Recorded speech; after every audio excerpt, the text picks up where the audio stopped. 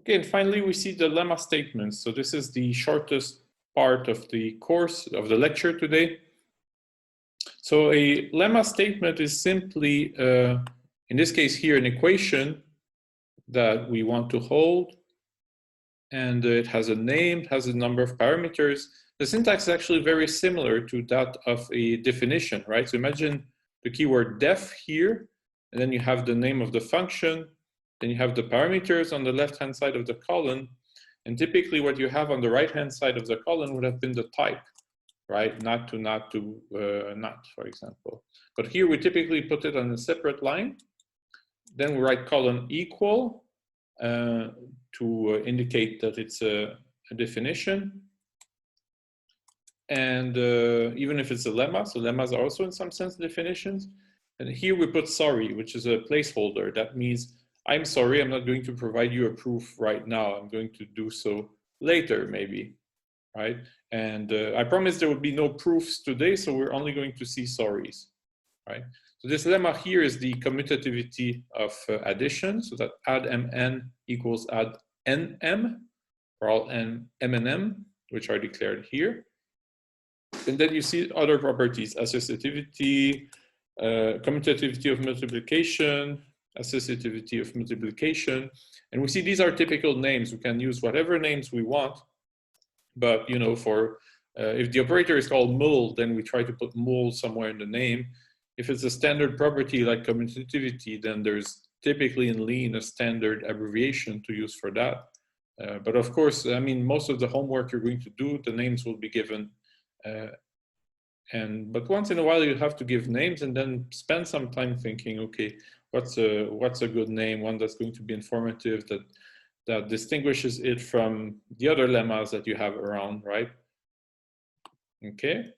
Here is additivity and it's distributivity of multiplication over addition, right? So mul of add is add of mul. And this was all arithmetic, but you also have lists, like reverse is an operation on lists, and the reverse of a reverse is itself. And here I've used curly braces here for the type, right? That's what we saw earlier, I think, here for append. So it makes sense also for lemmas, just like functions, because we're going to invoke the lemmas later, and then we don't want to specify the alpha at that point. But we do want to specify the list XS. And the name XS is, it's typical for lists, so we choose names that end with S, right? So a list of cats will be called cats. A single cat will be called cat, right? So this is a list of X's, right? Where an X is a single X value, right? We could also say AS if we want, because it's a list of alphas. So that would have been another good name. And then in closing, I just want to show a little mechanism here. So we already saw earlier that we can declare constants. So here I declared A and B as constants of type integer.